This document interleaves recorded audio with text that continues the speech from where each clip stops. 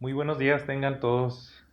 Es una gran bendición para mí estar compartiendo la palabra de Dios con todos aquellos que nos acompañan en este día, no solamente la Iglesia Bautista Peniel, sino a cualquier otra persona que llegue a escuchar este mensaje. Es nuestro deseo, una bendición para nosotros como iglesia poder transmitir el Evangelio. Estamos meditando en el libro de Lucas, el Evangelio según San Lucas, en el capítulo 23. Si tienes tu Biblia, te invito a que abras este, este pasaje. Nosotros como Iglesia Peniel tenemos un lema que es mm, ver el rostro de Dios y presentárselos también a los demás. Es una de las metas o misión o visión que tenemos como iglesia, que a través de la escritura podamos ver a nuestro Padre en todos los atributos de su persona, y eso cambia la vida cuando estamos cara a cara con Dios. Y una vez teniendo esa experiencia, creo que solamente de esa manera vamos a estar capacitados de una manera efectiva para poder mostrar a alguien más o dirigirlo a que también tengan un encuentro cara a cara con Dios.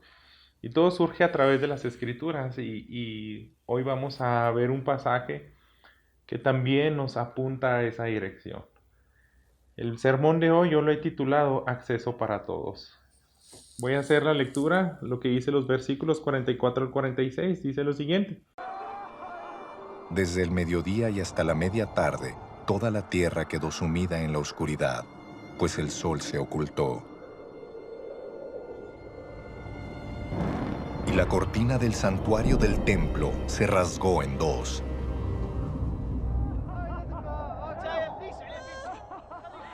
Entonces Jesús exclamó con fuerza: Padre, en tus manos encomiendo mi espíritu.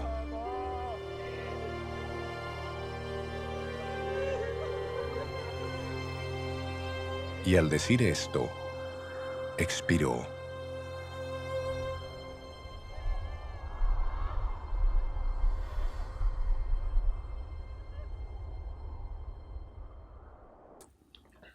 Vamos a meditar mayormente en esta verdad de cuando el velo del templo es rasgado.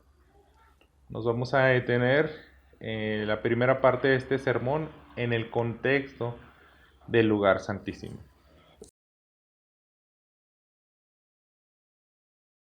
Después de ver un poco del trasfondo de historia del Antiguo Testamento que nos va a ayudar a entender la importancia de que se haya rasgado este velo, tengo dos puntos más que compartirles. Es que el lugar santísimo es abierto para todos, y una vez que es abierto el lugar santísimo, vamos a ver qué hacer dentro de ese lugar.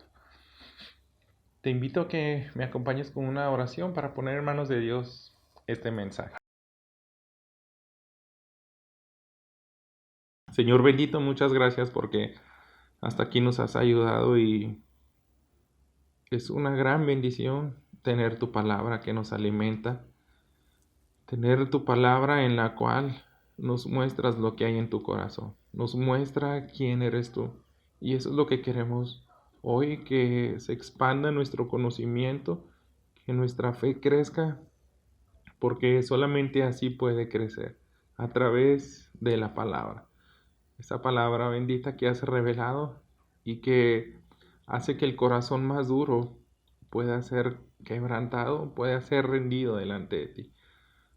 Cumple tu propósito, Señor, en este día. Bendice la meditación de hoy, y te ruego que tu gracia sea en mi vida y en la de mis hermanos. Envía a tu Espíritu Santo. Confiamos, así como siempre lo haces, como el Padre que da el alimento a sus hijos. Nuevamente, Señor, te agradecemos porque una vez más estás entre nosotros, ministrándonos y enseñándonos acerca de ti. Bendice este sermón en el nombre de tu Hijo amado Jesús, te lo pido. Amén. Muy bien, quiero que conozcamos un poco acerca del contexto de este lugar llamado el lugar santísimo. En el libro de Éxodo, capítulo 25, versículo 22, nosotros podemos ver el propósito de este lugar. Este lugar se establece desde que Moisés lleva al pueblo de Israel en Egipto a través de esos 40 años donde Dios los estuvo probando. Pero en algún punto Dios le muestra a Moisés el modelo de un tabernáculo, un lugar en el cual él iba a manifestar su gloria. Y le da muchas instrucciones de cómo lo deben hacer. Vamos a ir viendo poco a poco en qué consiste este lugar. Pero en especial había un lugar santísimo en el cual se manifestaba su gloria. Y quiero que vayamos aquí en Éxodo 25-22 para que veamos el propósito de este lugar.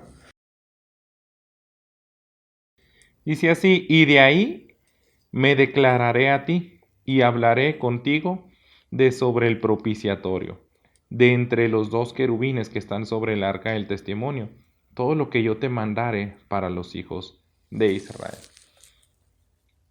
Jehová, el Dios de Israel, les dice, van a ser un lugar especial para que puedan tener comunicación conmigo, para que yo me revele y les muestre mi voluntad. Entonces ese era el lugar santísimo. El lugar santísimo estaba dentro de un lugar llamado el lugar santo, pero adentro de esa habitación había un velo que Dios les había dado instrucciones. Debe haber una separación entre el lugar santo y el lugar santísimo. Creo que el autor de la carta de los Hebreos resume muy bien cómo era todo este lugar y todo lo que giraba alrededor de él.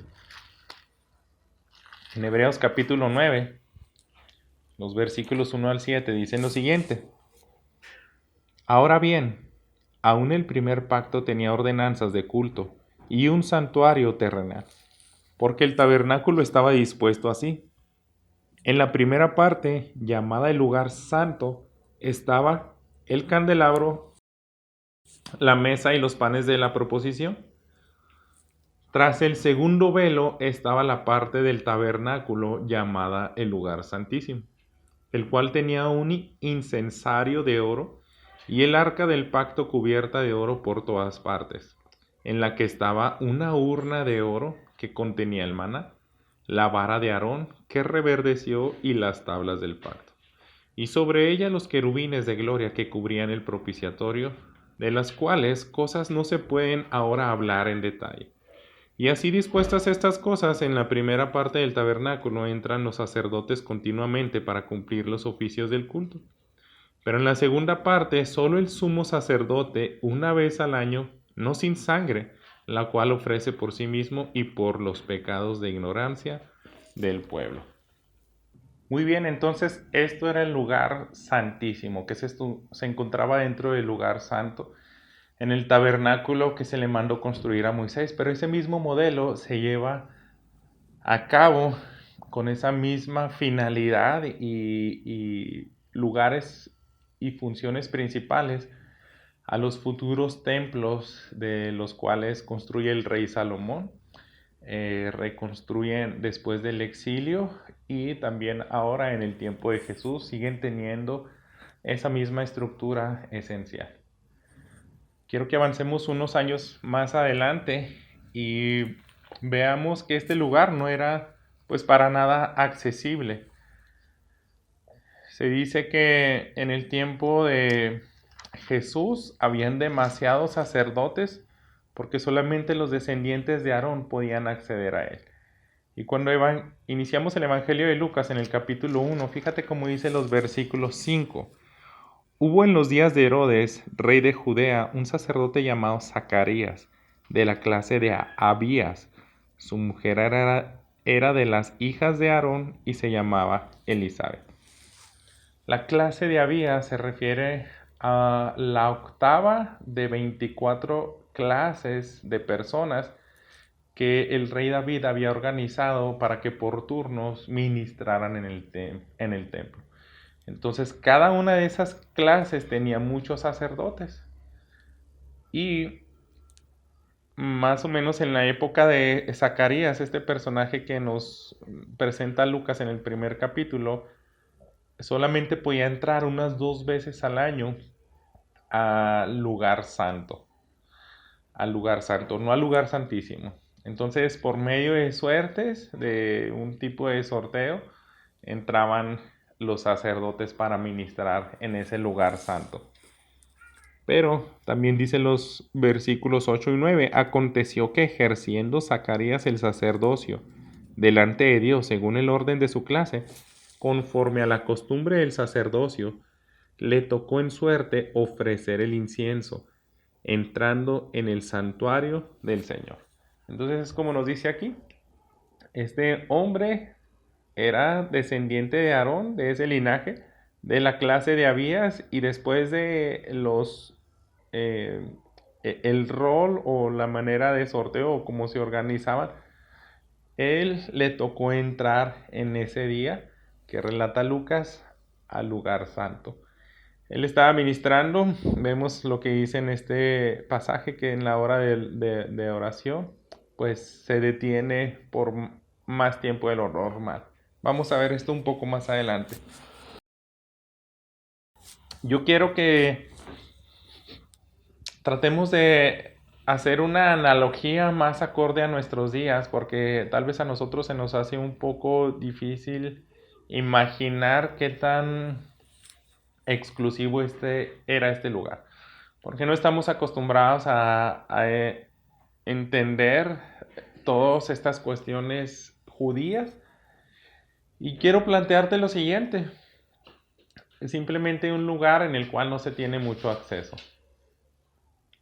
En esta época, una situación donde no podemos cualquiera tener acceso es el espacio. No sé si tú sabías, pero encontrando unos datos, solamente unas 500, unas 600 personas han estado en el espacio, y son datos que se han recopilado desde que la primera persona que es lanzada al espacio hasta el 2015 se ha contabilizado y no llega a las 600 personas. Entonces, 593 personas son las que han estado en el espacio. No sé cómo estén los números actualmente, pero si te fijas, a través de más de 50 años, es muy exclusivo ese número. La mayoría de las personas que han estado en el espacio son estadounidenses. Se dice un número de 326, 119 rusos y 10 chinos. Entonces se va cerrando esa posibilidad. Si nosotros que somos mexicanos tenemos ese sueño, como muchos niños en la infancia pueden anhelar ser astronautas que estén en el espacio, entonces tenemos muy poca posibilidad, porque no estamos en un país donde tiene esa potencia, esa tecnología para enviar personas al espacio. Entonces ese es el contexto del lugar santísimo. Un lugar sagrado, un lugar de muy difícil acceso, y este lugar solamente se le permitía entrar a un hombre una vez al año. Entonces, este hombre era el sumo sacerdote, y como puedes ver, si tú eras un gentil, alguien que no pertenecía a la nación de Israel en los tiempos de Jesús, tú para nada tenías oportunidad de entrar a ese lugar. Incluso si eras un israelita, tampoco tenías esa posibilidad si tú no eras de la tribu de Leví. Y si no eras descendiente de Aarón y de alguna de estas clases y te tocó ser el sumo sacerdote, entonces las posibilidades eran muy, muy reducidas. Vamos ahora a avanzar a nuestra lectura. Espero que esto te ayude a comprender un poco de este lugar santísimo que era separado por este velo que es rasgado. Dice el versículo 44, cuando era como la hora sexta, hubo tinieblas sobre la tierra hasta la hora novena. Entonces, estamos en el evento específico donde Jesús está en la cruz. entregando su vida para salvar a la humanidad. La escritura nos dice que hubo un momento en el cual, cerca de 3 horas en delante, desde la hora sexta a la hora novena, empieza a haber estas tinieblas. Se nubla, se oscurece y parece ser que es una manera visual de lo que está ocurriendo en la redención de la humanidad. Es una muestra visual de lo que pasaría al recibir la condena de Jesús. Un lugar en el cual a lo mejor nosotros podemos imaginarnos el protocolo de una persona que es sentenciada a muerte. Si tú has visto esas películas donde se empieza a ver paso a paso cómo una persona es llevada a la silla eléctrica. Entonces, desde que se le prepara, se le corta el pelo, empieza a caminar en los pasillos, se despide de sus compañeros prisioneros, llega, se sienta ahí, hay muchos testigos que empiezan a ver, hay unas palabras que dice una persona para juzgar su sentencia, para dictar su sentencia y ejecutarla, y la clásica frase donde se le dice unas últimas palabras que desees dar. Entonces, nosotros vemos ese tipo de escenas en las películas o en la historia y podemos ver que es un momento muy, muy tenso, muy triste. Hay presos que entran en crisis, presos que lloran, hay personas que es un momento tan difícil de digerir por entrar a ese temor a lo desconocido, a la muerte. Nosotros debiéramos de imaginar algo similar aquí, ese momento en el cual el Padre ya está ejecutando su ira en el Hijo para redimir, para pagar por todos los pecados de la humanidad. Quiero que vayamos a Isaías 53 y que este pasaje nos ayude a entender un poco acerca de este evento. Dices así: ciertamente llevó él nuestras enfermedades y sufrió nuestros dolores, y nosotros le tuvimos por azotado, por herido de Dios y abatido.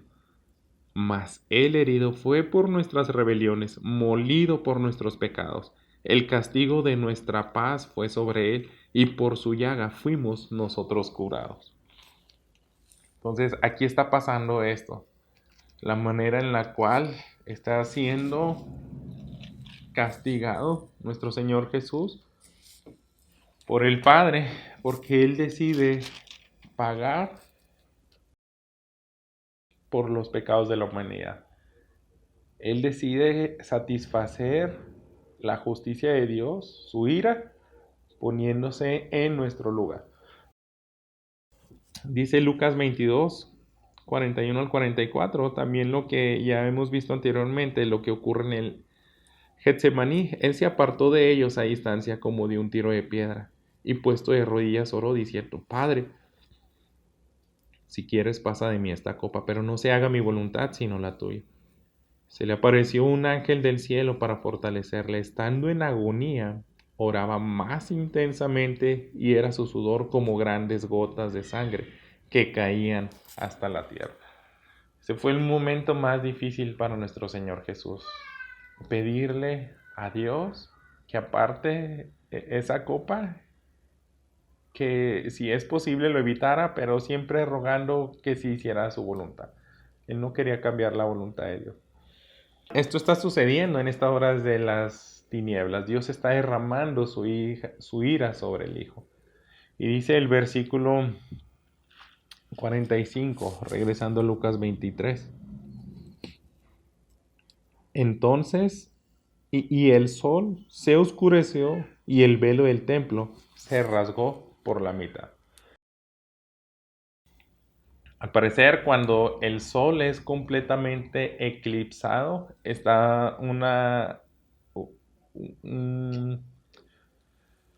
horas de mucha oscuridad, pero de repente el sol es completamente cubierto y ahí es donde ocurre el velo se rasga. Y el Evangelio de Mateo en el capítulo 27 nos da un dato importante en el sentido en el cual es roto este velo. Dice así el versículo 51. He aquí el velo del templo se rasgó en dos, de arriba a abajo, y la tierra tembló y las rocas se partieron. Y continúa el Evangelio de Mateo describiendo muchos milagros más que ocurrieron en la muerte de Jesús, como lo siguiente: se abren los sepulcros, muchos cuerpos de santos que habían dormido se levantaron, y saliendo de los sepulcros después de la resurrección de él, vinieron a la santa ciudad y aparecieron a muchos. Entonces, estos milagros no son relatados por Mateo, por Marcos, por Juan ni por Lucas, pero los evangelios sinópticos, Mateo, Marcos, Lucas, ellos sí registran este milagro particular de que el velo es rasgado en dos, de arriba hacia abajo. Aquí es donde nos vamos a detener un poco. El sentido de este velo es que es aquella barrera que impide que cualquier persona entre ahí. Solamente un hombre, el sumo sacerdote, una vez al año podía atravesar ese velo. Pero ahora Jesús, en su muerte, se manifiesta esto. De manera divina, podemos ver que desde el cielo llega ese poder que abre ese velo y ahora hace que ese lugar tenga acceso para todos. No solamente para los judíos, sino para toda la humanidad. Ese lugar santísimo ya no es exclusivo para una sola persona, un solo día al año. Hebreos 4:16 nos está hablando de esta exclusividad que yo les comentaba. Una vez que es abierto este velo, podemos entender que hay acceso para todos. Dice así: acerquémonos pues confiadamente al trono de la gracia para alcanzar misericordia y hallar gracia para el oportuno socorro. Ese es el lugar santísimo. Ya cualquiera de nosotros se puede acercar. Seas cristiano o no, tú puedes ir a la presencia de Dios y pedir por el perdón de tus pecados. Esta es la oración que Dios no rechaza. Es como volver al Edén. Cuando Adán y Eva pecan, se les pone esa barrera, una espada que revoloteaba para que no les permitiera volver a entrar ahí. Si Adán o Eva hubieran intentado regresar al Edén, esa espada los hubiera matado. Esa espada estaba con esa intención de herir a cualquiera que se le ocurriera regresar a ese lugar. Entonces, esa es la barrera. De pronto es quitada y es como si nosotros, así de sencillo, regresáramos a tener comunión con Dios, con el Creador, con el Padre. Imagínate el costo que tiene el ir al espacio. Voy a estar regresando un par de veces más a esta analogía. El costo para ir al espacio son millones de dólares. De hecho, solamente se registran cerca de 10 personas que han estado en calidad de turistas. Si nosotros somos 8,000 millones de personas, nosotros podemos entender qué tan inaccesible es ir al espacio.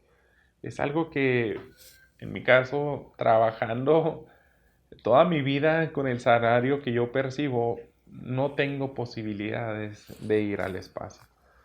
Solamente cerca de 10 personas millonarias han podido cumplirse ese capricho de llegar con la NASA y decirle, quiero estar en el espacio. Entonces tuvieron que haber desembolsado mucho dinero. Es algo muy costoso. Y aquí es un paralelo que, mm, perdón por usar esa palabra, es una ilustración muy, muy pobre de lo que ocurre aquí.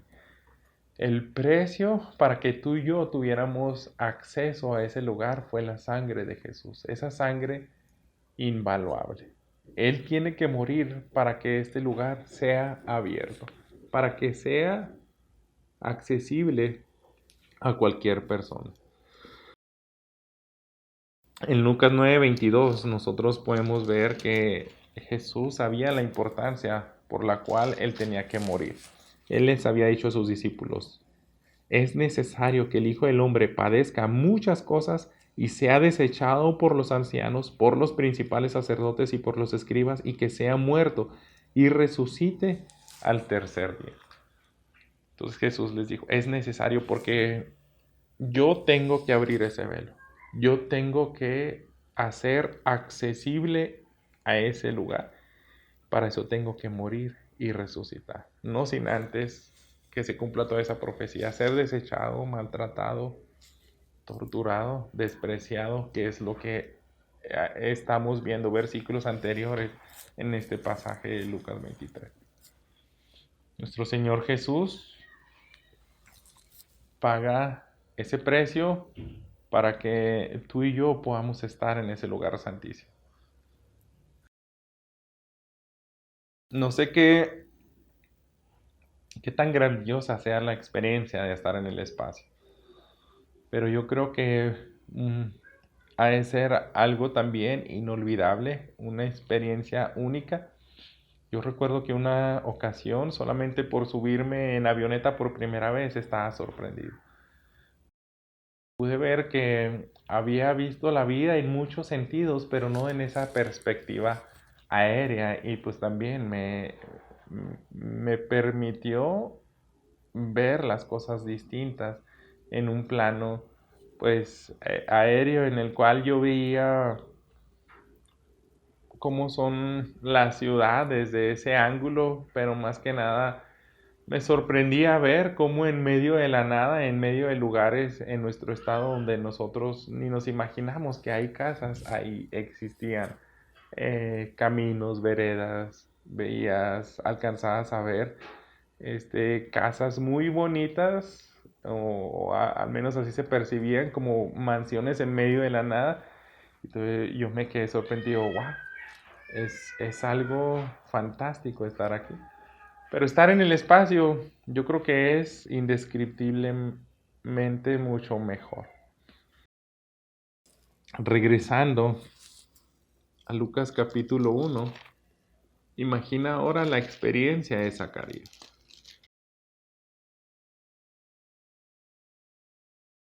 Unos 600 años antes, el profeta Ezequiel había profetizado que la gloria de Dios se iba a ir del templo. Entonces pasan unos 100 años más y efectivamente ocurre eso. Dios dejó de manifestarse en el lugar santísimo. Y ya tenía unos 500 años que no ocurría una manifestación de la gloria de Dios en el lugar santísimo. Entonces, de pronto, este hombre llamado Zacarías, cuando le toca el turno de ministrar en el lugar santo, ni siquiera era el lugar santísimo, vemos que Dios rompe ese silencio. Dice el versículo 11. Se le apareció un ángel del Señor puesto en pie a la derecha del altar del incienso. Se turbó Zacarías al verle y le sobrecogió temor. Y vemos todo lo siguiente, que este ángel le da la profecía de que iba a tener un hijo, que conocemos que fue Juan el Bautista. Pero solamente pensando un poco en esa experiencia, imagínate que tú estuvieras en los pies de Zacarías y de pronto pudieras estar en el lugar santo. Después de cientos de años sin haber una revelación de Dios para su pueblo Israel, se aparece un ángel, por eso él se espanta. y podemos ver que es una experiencia inolvidable. Todavía superior a eso, yo creo, sería la experiencia de estar en el lugar santísimo una vez al año, rociar encima del propiciatorio la sangre para que descendiera la gloria de Dios y mostrara su voluntad, se comunicara a Dios con el pueblo de Israel. Pero debemos de empezar a dar una aplicación de esto a nuestras vidas. Este pasaje nos está diciendo que todo aquello que era exclusivo ahora es abierto para nosotros, para ti y para mí. Si ya está abierto ese lugar y ya podemos entrar, ¿qué vamos a hacer ahí? ¿Qué harías tú entrando en la presencia misma de Dios y tener comunión con Él y poder platicar con Él? Porque ese velo separaba, es el símbolo de que ese pecado que tenemos tú y yo no nos permite estar en la presencia de un Dios santo. Pero si ese velo ya es quitado, si de alguna manera ya este pecado que está en nosotros y nos impidía tener esa comunión con Dios es limpiado por la sangre de Jesús, ahora, ¿qué harías adentro en el lugar santísimo? Entonces, este último punto yo quiero proponerte lo siguiente y ahora meditar en lo que hizo Jesús. Dice el versículo 46 de Lucas 23. Entonces Jesús, clamando a gran voz, dijo: Padre, en tus manos encomiendo mi espíritu. Y habiendo dicho esto, expiró. Esta palabra entonces, o sea, hasta que se rompe el velo, se rasga, ahora Jesús exclama sus últimas palabras. Padre, en tus manos encomiendo mi espíritu. Lo primero que quiero comentar al respecto es que, estando en ese acceso al lugar santísimo, nuestro Señor Jesús no inventó nada nuevo que decir. Solamente Él dice algo que se encuentra en la Escritura, específicamente en el Salmo 31:5. Si vamos ahí, podemos darnos cuenta que literalmente Jesús toma estas palabras y las toma en ese segundo, en ese momento cuando Él muere. Estas palabras del rey David. En tu mano encomiendo mi espíritu. Tú me has redimido, oh Jehová, Dios de verdad. Jesús no dijo nada nuevo, como les acabo de decir, sino que utiliza la Escritura y de esa manera entrega su espíritu al Padre. Este es el acceso al lugar santísimo y es posible únicamente por la muerte de Jesús. Todo esto es aquello que ha estado trazando desde el Antiguo Testamento, que era necesaria la muerte, el derramamiento de sangre de una víctima. Lo vemos Génesis 3:21 cuando se entregan las túnicas a Adán y Eva. Hay una muerte ahí. Un animal tiene que ser, se le debe de quitar el aliento de vida para poder tomar sus pieles y vestir a Adán y Eva. La oveja de Abel en Génesis 4, un sustituto que tiene que morir en ese sacrificio que llevan en esa ofrenda que presentan delante del Padre. Éxodo capítulo 12 también nos habla del Cordero Pascual. Cuando se les pide que celebren la Pascua, tienen que matar una víctima para que con la sangre impidan que el ángel de la muerte tome la vida de sus primogénitos. Si ya estás adentro en el lugar santísimo, porque Jesús lo abre, ¿qué haríamos? El velo es rasgado y Jesús dice esas palabras del Salmo 31:5. Padre, en tus manos encomiendo mi espíritu. Y aquí es lo que yo te decía hace unos momentos. Puedes elevar la oración que Dios no rechaza, la del perdón de tus pecados. Quiero que vayamos al Evangelio de Juan, capítulo 6. Estos versículos 35 y 37. Jesús les dijo: yo soy el pan de vida. El que a mí viene nunca tendrá hambre, y el que en mí cree no tendrá sed jamás. Mas os he dicho que aunque me habéis visto, no creéis. Todo lo que el Padre me da, vendrá a mí, y al que a mí viene, no lo echo afuera. Lo que está prometiendo nuestro Señor Jesús. Yo abro ese velo, pueden estar en la presencia de Dios, pero solamente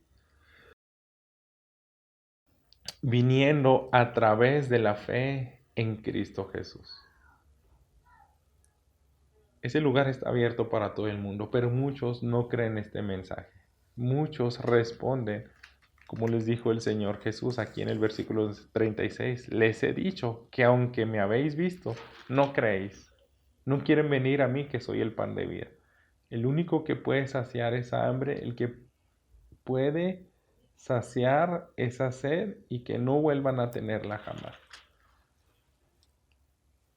Aquí está la decisión que debemos de tomar tú y yo y cualquier hombre. Entrar a ese lugar santísimo o no. Creer que está abierto ese velo o no. Entonces, tú llegas delante del Padre y si realmente quieres aprovechar esa oportunidad de estar ahí, lo mejor sería hacer lo que hizo nuestro Señor Jesús. Padre, en tus manos encomiendo mi espíritu.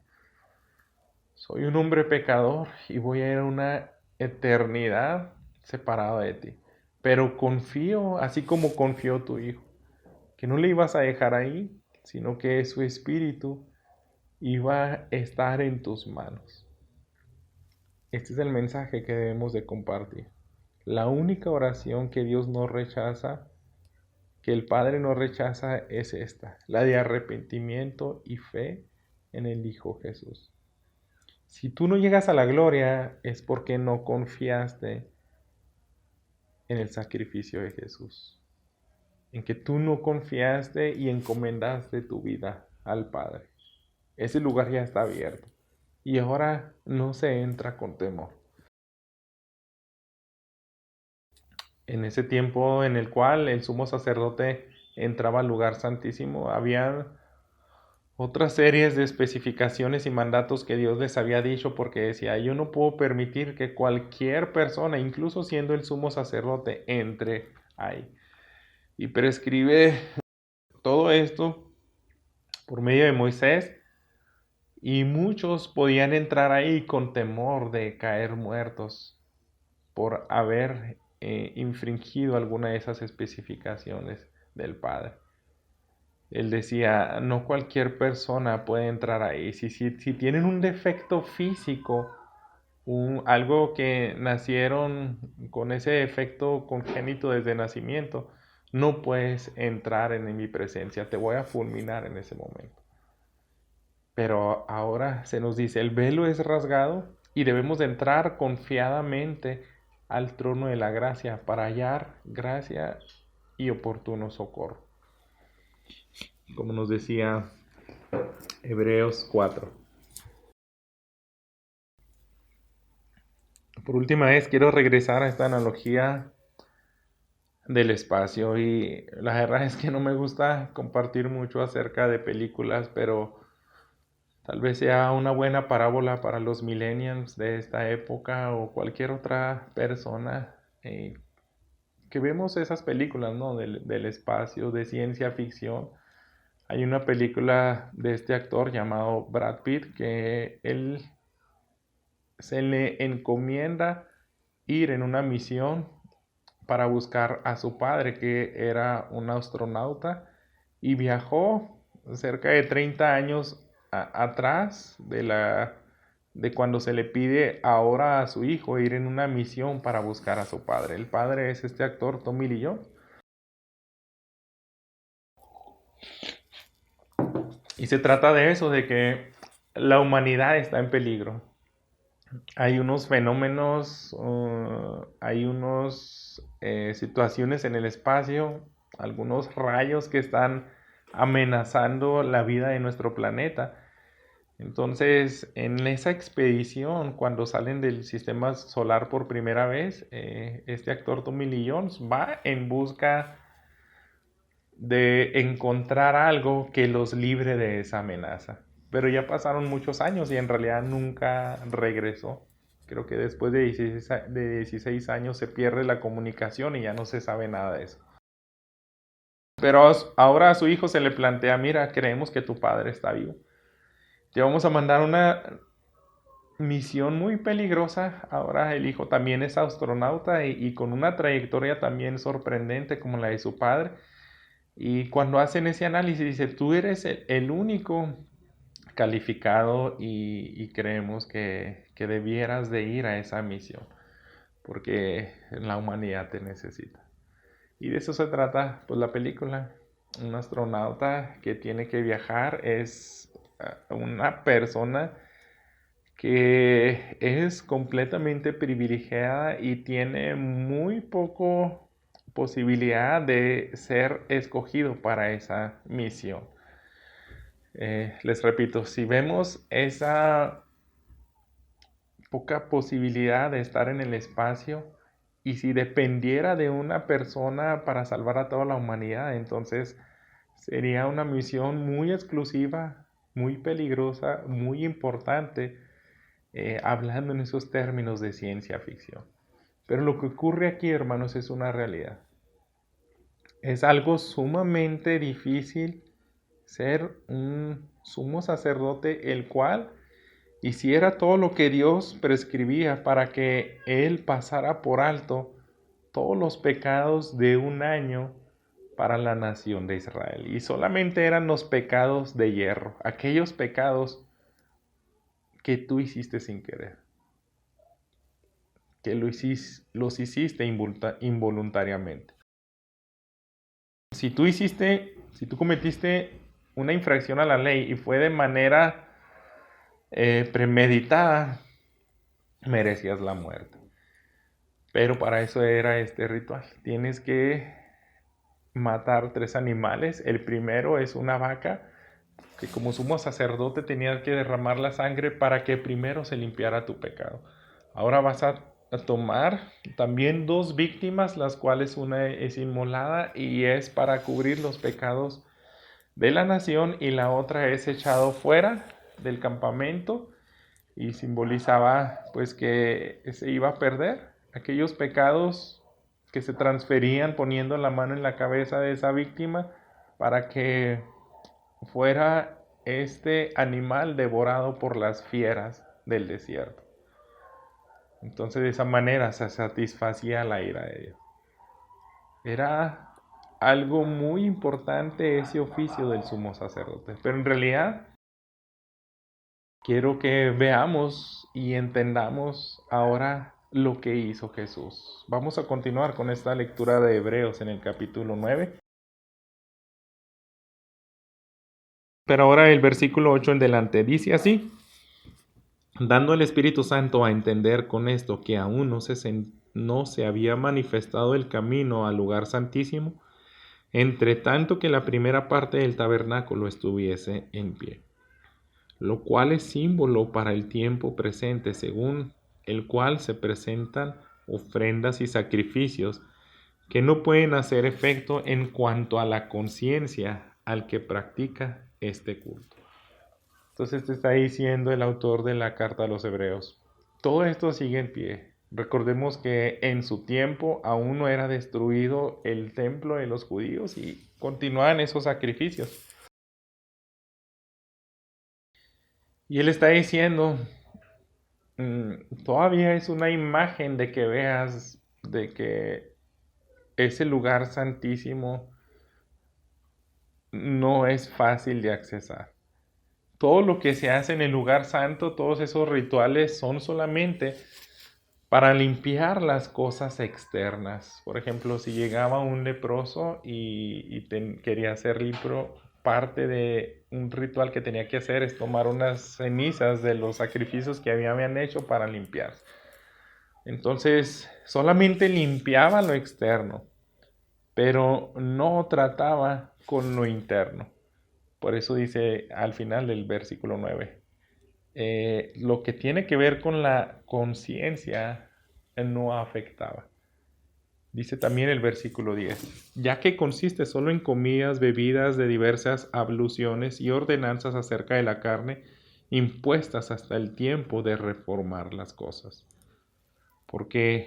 Pero estando ya presente Cristo, sumo sacerdote de los bienes venideros, por el más amplio y más perfecto tabernáculo, no hecho de manos, es decir, no de esta creación, y no por sangre de machos cabríos ni de becerros, sino por su propia sangre, entró una vez para siempre en el lugar santísimo, habiendo obtenido eterna redención.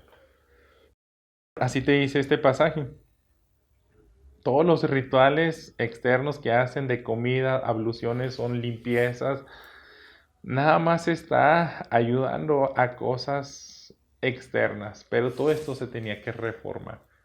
Y esto ocurre con el sacrificio de Cristo. Él ahora, con su propia sangre, entra una vez y para siempre en el lugar santísimo, habiendo obtenido eterna redención.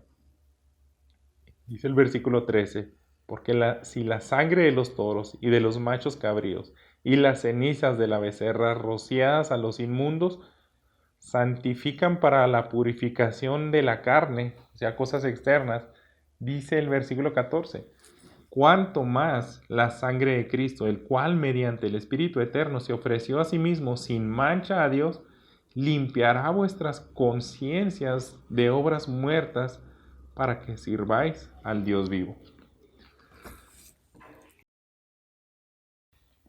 Entonces de eso se trata lo que hizo Jesús. Si quieres ser libre de la carga, de la conciencia que trae el pecado a tu vida, solamente es a través del sacrificio de Jesús. Solamente es entrando a ese lugar santísimo. Los cristianos de la época, cuando fue escrito Hebreos, algunos todavía tenían dudas de entrar a ese lugar santísimo, por eso se escribe esta carta. Por eso Lucas también deja escrito este mensaje a su generación, diciéndoles: ese velo ya fue quitado, fue rasgado a través de la sangre de Cristo Jesús, de su muerte, ya todos tenemos acceso. Y este mensaje, hermanos, yo que más quisiera tener la habilidad de transmitir esta profunda verdad, pero les voy a ser muy claros y muy sinceros. Si nosotros no invertimos horas y horas para entender el Antiguo Testamento y ponernos en los pies de todo este sistema anterior que tuvo un buen propósito, el hacernos ver y entender que ese lugar era inaccesible. Ahora con Cristo, tú y yo podemos tener acceso porque Él murió por el pecador. Este es un momento glorioso en el cual entrega su vida y es el evento, la verdad más profunda de las cuales nosotros podemos aferrarnos a su palabra e invertir tiempo contemplando lo que Él hace por ti y por mí para que podamos tener a Él acceso a ese lugar. El pensar, el meditar en su muerte, en que ese velo ya en este momento está rasgado y tú y yo podemos entrar a la presencia misma de Dios y pedirle: tus manos encomiendo mi vida. Eso nos va a traer una paz que sobrepasa todo entendimiento. El saber que tus pecados son perdonados. El que puedes estar en la presencia de Dios sin ser fulminado, porque Cristo Jesús limpió tus pecados. Solamente cuando ejerces esa fe, puedes vivir plenamente y ahora vivir esa experiencia que tuvo Zacarías de platicar con un ángel va a ser superada por el que tú y yo sintamos la presencia de Dios y sepamos que Él está a nuestro lado. Él está disponible para que tú externes todo lo que hay en tu corazón. Recuerda, el lugar santísimo es un lugar para que tú escuches la voz de Dios. Y cuando te llenas de la voz de Dios, todos esos pensamientos regresan en adoración a Él. Eso es la oración, que estés en ese lugar en el cual comprendes su voluntad y te entregas a ella. En ese lugar ahora tú puedes decir: encomiendo en tus manos mi espíritu. Cualquier cosa que me pase aquí en la vida, yo quiero confiar mi vida así como lo hizo Jesús. Carlos Spurgeon decía de que esa oración la debemos de hacer si él le decía a su congregación, por el contexto que vivían ellos: si tú estás arriba de un caballo desbocado, es muy bueno que hagas esa oración. Ya sabes que te puedes morir y puede terminar tu vida en ese momento, en esa situación. Haz esa oración. Padre, en tus manos encomiendo mi espíritu. Es la mejor oración que puedes hacer al final de tu vida, pero no solamente al final de tu vida. Incluso si ese caballo está comportándose de una manera normal y vas a tener un paseo agradable, también haz esa oración. Lo mismo debemos hacer tú y yo. Si vas a entrar, él decía, si vas a entrar a una casa con fiebre, haz esa oración. Porque ellos también vivieron una situación como la que nosotros estamos aquí. Si por el hecho del deber tú tienes que estar en un hospital con una persona que tiene un virus en el cual todavía no se descubre la vacuna, qué mejor que hagas esta oración y confíes al Padre y le digas: en tus manos encomiendo mi espíritu. Este mensaje, hermano, es bien importante que lo comprendamos y lo compartamos, no solamente al sector salud, de nuestros amigos y familiares que conozcamos, sino a cualquiera. Porque puede ser un día en el cual no haya absolutamente peligro aparente, pero cada día, varias veces durante nuestro día, debemos de elevar esa oración: Señor, en tus manos encomiendo mi espíritu. Y tener esa seguridad, esa certeza de que somos escuchados. Yo creo que aquí es donde vivimos con una paz que sobrepasa todo entendimiento. Moriríamos como Esteban, aquel que predica el evangelio y aquellas personas empiezan a agrederle, lo apedrean, y durante su muerte él hace una oración exactamente igual a la de Jesús. Sus primeras palabras que veíamos versículos anteriormente: Padre, perdónalos porque no saben lo que hacen. Y después de que se abre su entendimiento y ve a Dios, la gloria de Dios, el cielo abierto y a Jesús sentado a su diestra, ahí podemos ver: Señor, en tus manos encomiendo mi espíritu. Ya es cuando le quitan la muerte. Pero tú y yo podemos obtener la misma seguridad de Esteban, la misma seguridad de Jesús a través de la Escritura, y llegar al Padre y decirle: en tus manos encomiendo mi espíritu, porque ahora comprendo, me es claro que abriste ese velo. Ahora puedo entrar a tu presencia y pedirte eso. Oremos. Señor bendito, muchas gracias por este mensaje, y yo te ruego que lo lleves a los corazones de mis hermanos, y también, Señor, a todo aquel que no te conoce, que no tiene esa seguridad de lo que puede pasar con su alma en la eternidad.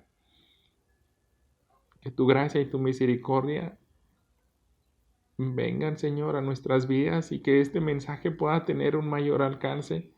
Te lo pido, Señor, para que tu gloria se manifieste, Señor. Queremos que tu reino se establezca en nuestros corazones y en el de aquellos que no te conocen.